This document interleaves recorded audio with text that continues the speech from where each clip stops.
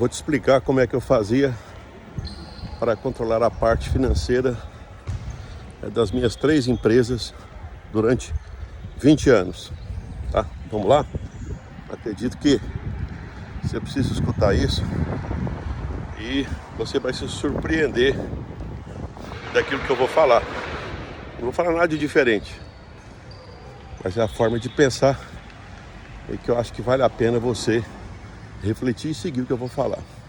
Então, quando eu ia controlar as minhas 3 empresas, a primeira coisa que eu fazia era o seguinte: é determinar uma data. Então a data era o seguinte: normalmente eu deixava para depois do dia 10.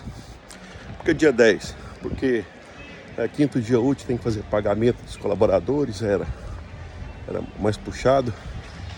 Então, depois, no dia 10, aí já era mais tranquilo, porque já dava tempo de fechar. Eu fazia os controles por mês, né? Então já dava para fechar os mês das 3 empresas, tá?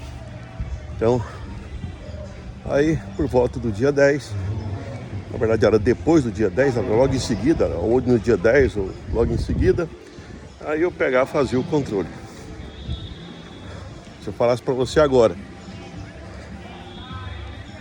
no meu caso era dia 10, mas se eu falar para você agora, vamos dar uma olhada nos controles da sua empresa, na parte financeira, tá? Aí eu te pergunto, podemos olhar? No meu caso podia. No meu caso eu já podia falar que já estava tudo pronto. No seu caso está pronto? Acredito que de 100 pessoas que escutar esse vídeo, eu vou defender a ideia de que 90% dos controles estão prontos, tá? Então aqui é que vai a dica, tá? Aqui é que vai a dica de como é que a gente faz para controlar, no caso, a parte financeira. E eu vou utilizar vou dar uma viajada agora. Eu vou utilizar uma pessoa assim mais forte que eu, bem mais forte, não podem comparar, tá? Mas eu vou parafrasear ele, tá? Que eu sigo no Instagram, tá? É o Bambambam lá, o acionista, um dos maiores ricos do mundo, Warren Buffett, que ele fala o seguinte, que uma das características mais perversas do ser humano é fazer as coisas fácil ficar difícil. Vou repetir, uma das características mais perversas do ser humano é fazer coisa fácil ficar difícil. Vamos aplicar isso aí? Eu falei para você que dia 10 estava pronto para me olhar. Aí você pode dizer, mas como é que você conseguiu isso? Como é que você conseguiu já chegar e os números estão prontos? Sim, estava pronto. Dia 10 estava pronto, os números. Estava tudo pronto. Mas você não tinha que ir atrás de quanto pagou de água, luz, coisa pequena. Você não ia, as empresas, tinha empresa mais estruturada, menos estruturada. Tinha uma até que, inclusive, tá? Ela tinha uma demonstração de resultado feito e tinha um balanço patrimonial feito também, tá?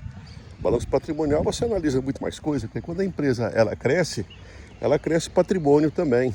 Então já tem mobilizado, tem às vezes prédios, tem muito computador, tem que fazer depreciação, ela tem dívida, ela tem passivos, né, dívidas com aquelas pessoas que investiram na empresa, pode ser financiamento, pode ser contas que ainda não estão vencidas, passivo trabalhista, quer dizer, se tem um funcionário que tem 1 ano, 5, 10, a dívida você não pagou, mas ela existe. Mas estava tudo pronto no dia 10. Aí eu falei, como é que você conseguia? Na época eu não conhecia esse tal de Warren Buffett, mas eu estou percebendo que eu acho que eu segui o exemplo dele em relação a isso, né? Em relação a isso, há outras coisas para aprender. Que a diferença é muito grande, mas não tem problema. Então, faz o difícil, fica fácil, tá? Ele defende essa ideia, né? Que as pessoas têm mania de fazer as coisas fáceis ficar difícil. Então, como é que a gente faz para seguir a recomendação dele? Eu pegava e fazia, na verdade é como se dissesse o seguinte: a caminhada de 0 a 30, ela era mais difícil, e no dia 10 era mais fácil. Como assim? Eu fazia de 0 a 30, o fácil fica mais difícil, e fazia no dia 10 o difícil fica fácil. Porque no dia 10 seria o dia que vai conferir. Agora, de 0 a 30 é o dia a dia. Então, vamos pegar um exemplo prático. Você vende e não anotou nada. Cara, você vai pisar na bola. Você está fazendo coisa fácil, fica difícil. Depois você não lembra dessa venda. Você não sabe o que aconteceu. Como você não sabe o que aconteceu, você não tem controle do seu estoque. Você não tem controle sobre a sua equipe. E eles sabem disso. Às vezes você vende e não anota. Depois você tem que lembrar o cliente que ele comprou. E às vezes ele também não lembra, né? Olha só. Olha a bagunça que tá ficando, tá? Não tem nada anotado, tá? Então, nós vamos lembrar do Warren Buffett. As pessoas têm uma característica perversa, que é de tornar as coisas fáceis, fica difícil. Virou aquela bagunça. E agora como é que você faz? Você não faz. Você não tem controle, tá? E depois vem falar que você está querendo, né? Que você tem um projeto lindo, que você tem não sei o quê, um propósito. Vamos ser sinceros. Vamos seguir o exemplo do Warren Buffett, tá? Então faz o difícil ficar mais fácil, tá? Mas primeiro, na caminhada, tem que ficar um pouco mais burocrático, entendeu? Então você vai vender, tem que anotar. Depois você vai ter que delegar para alguém para fazer as anotações para você. Se você não tiver ainda estrutura, você deve ter, se você tem companheira que está no projeto junto, de repente você pode pedir a ajuda dela, mostrar que é importante, deixar ela te ajudar. Se você também está sozinho, então você tira um tempo, tá? Aquele tempo onde não é para vender, mas é para controlar. Então você fica menos tempo vendendo, fazendo os operativos, e passa a dedicar um tempo para fazer o seu negócio, para fazer o empreendimento crescer, tá? Então essa já é uma dica, né? Não complica as coisas na caminhada. Se quiser fazer uma análise no dia 10, você tem que fazer o difícil ficar fácil. No dia 10 está tudo pronto. Por quê? Porque você criou a condição. Só que aí no dia 10, na hora que você vai analisar as coisas, tem que lembrar que aquela análise que você faz, se você olha só como é que é as coisas, se você faz essa análise uma vez por mês, cara, são 12 por mês, por ano. São 12 por ano. 12 por ano. Se você vai trabalhar 35 anos, é isso. É muita coisa. É sua vida. Coloquei sua vida no papel. Você começa com 30, para com 65. Então você ficou 35 anos trabalhando e você a cada ano conferiu 12 vezes. Você falar para mim que isso é muito, não faz sentido falar que é muito. Uma coisa que eu fazia em relação a complicar as coisas, seguindo o exemplo do Warren Buffett também, né? Fazer as coisas fácil fica difícil. Eu tinha mania de querer entender as coisas. Por exemplo, agora eu estou na internet, então eu quero entender como é que funciona o algoritmo. Como é que o Instagram, Facebook, YouTube, como é que eles fazem para identificar as pessoas que estão seguindo a tal ponto de algum dia eu fazer uma postagem, eu descobrir quem foi que consumiu, por exemplo, um vídeo meu 50%, 75%, tá? Tinha uma época que eu achava que isso era importante, tá? Eu achava que tinha que aprender. Eu nunca fui lá essas coisas em matemática. Mesmo que eu fosse também, eu acho que eu não dedico o tempo todo, nem estou no contexto disso, né? Mas estou querendo dizer para você o seguinte. Aí eu vou pegar uma outra pessoa, um outro pensador. Ele criou, tipo assim, ele é dito como o criador da lâmpada. Eu sei que foram mais, mas Thomas Edison ficou mais conhecido. Conta a história que certa vez uma mulher procurou para ele o seguinte: me diga uma coisa, por que dá certo? Por que a lâmpada ela clareia? Aí o Thomas Edison disse que pensou, como é que eu vou explicar para essa mulher aquelas coisas de física, de eletricidade? Ele pensou, mas ele foi muito rápido, inteligente, né? Basta ver o feito dele, mudou a humanidade, permitiu você sair da escuridão, e ele mais outros. Aí ele disse: minha senhora, Vou te dar um exemplo.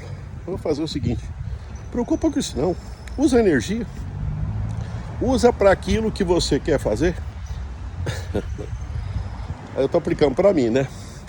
Se o Thomas Jefferson tivesse conversando, a Thomas Edison tivesse conversando comigo hoje, eu falei: Levi, sai fora disso, cara. Você não tem que preocupar com o algoritmo. Você tem que preocupar o seguinte: ele identificou?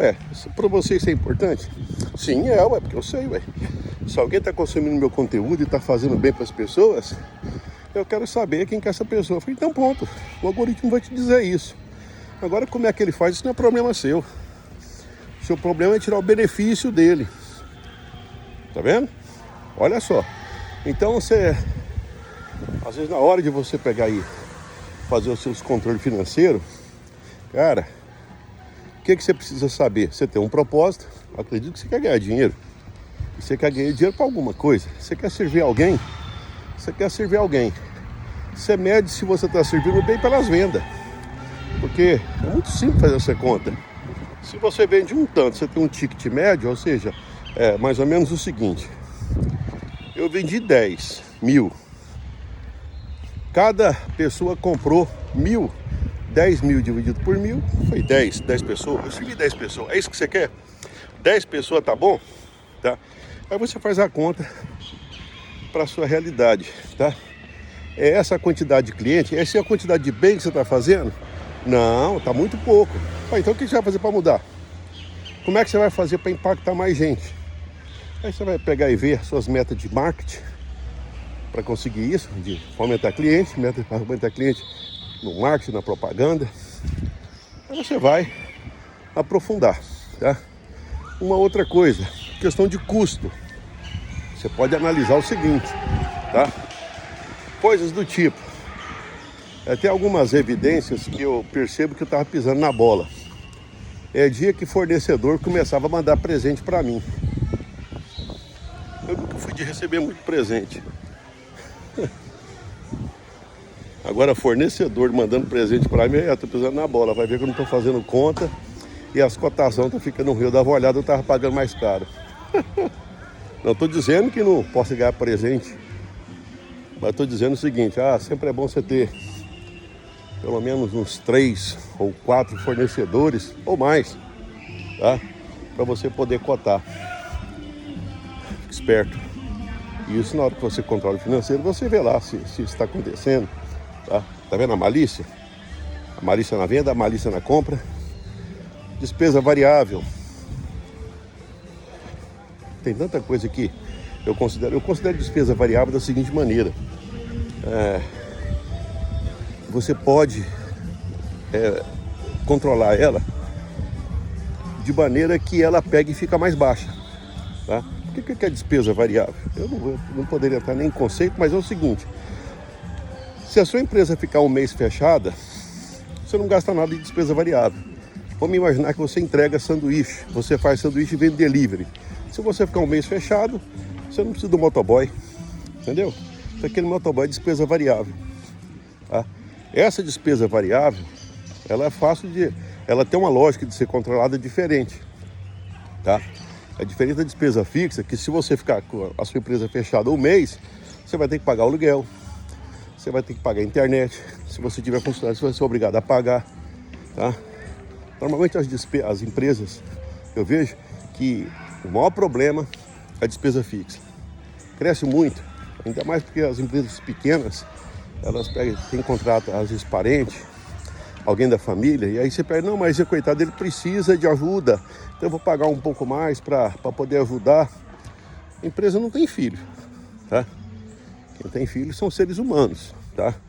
E a empresa, ela não pode dizer não, porque ela não fala, a empresa é você, tá? Então, transferir para o CPF transferir para o CNPJ coisas do CPF não é bom, tá? Isso estraga a empresa, tá? Bem, eu poderia pegar e fazer rapidinho, né? Analisar no dia 10 como é que foi as vendas, como é que foi custo, despesa fixa, variável, fixa, o que sobrou, tá? Fazer uma análise, fazer uma análise mais profunda. Aquilo que eu quero lá na frente, eu estou atendendo a quantidade de clientes que eu gostaria, tá? É isso mesmo, o número de clientes, o valor que está sendo cobrado, o que está sobrando para mim, tá valendo a pena, tá me deixando satisfeito, tá? Isso é a reflexão do dia 10. Agora imagina só, eu vou fechar esse vídeo do jeito que eu comecei. Warren Buffett fala, uma das características mais perversas do ser humano é tornar as coisas fáceis e ficar difícil, tá? Porque tudo que eu falei não vale nada se você não anotou. Então, se você não anotou, não tem como você saber seu propósito. Você vai ter 35 anos aí para trabalhar. Você vai ficar 12 anos sem saber o que está acontecendo e levando susto. Sim, levando susto, porque de vez em quando você pega e fala, nossa, o que está acontecendo? O que está acontecendo? Entendeu? Deixou a coisa fácil ficar difícil. E agora fica tão difícil que depois, se você perguntar para mim, Levi, vem cá para me ajudar. Eu falo, não, sai daí, ué, cara, sai desse lugar aí. Esse lugar aí eu também não dou conta, não. Se você pegar e passar pro lado de cá, aí eu dou conta de ajudar. O que é passar pro lado de cá? Faz os controles. Na hora que o controle estiver pronto, aí você me fala, você olha pro controle e vai me dizendo, Levi, eu tô enxergando aqui isso, isso e isso. Aí eu fico observando. Ah, tá enxergando? Aí eu vou te atentando o seguinte, olha, parabéns, você enxergou isso, parabéns, está no caminho correto. Acrescenta na próxima análise, ou nessa aí, tenta ver alguma coisa do tipo. O que você está pensando para sua empresa daqui a 5 anos, 10 anos? O que você tira de proveito aí? O que você poderia fazer agora para mudar essa realidade futura? Outra coisa, o que você poderia fazer para você não perder a motivação, tá? Para você continuar querendo ter empresa. Porque você tem que se motivar também. Agora, o que você tem que motivar no presente e motivar no futuro? Mas eu sempre defendo a ideia que o futuro, ele tem que, de alguma forma, ele tem que ser mais atrativo do que o presente, tá? Me passa pela cabeça agora essa questão de fé, tá? Tem muitas pessoas, por exemplo, que por conta elas não pecam porque elas estão esperando o paraíso, tá? E tá errado isso? Não, acho que tá corretíssimo. Na verdade, o que elas estão fazendo? Elas estão defendendo a ideia do que eu tô falando agora. Elas preferem acreditar que tem um futuro que vai ser melhor do que o presente. Eu estou falando a mesma coisa de uma outra forma. Não cabe aqui analisar os detalhes disso. O que cabe aqui é analisar que tem consenso nisso. Nós estamos defendendo a ideia que o futuro tem que ser melhor do que o presente. Entendeu? Acho que é por aí mesmo, tá? Mas é isso aí. Então, fique esperto, tá? Não faz as coisas fáceis ficar difícil. Dica do dia, me acompanha para mais dicas.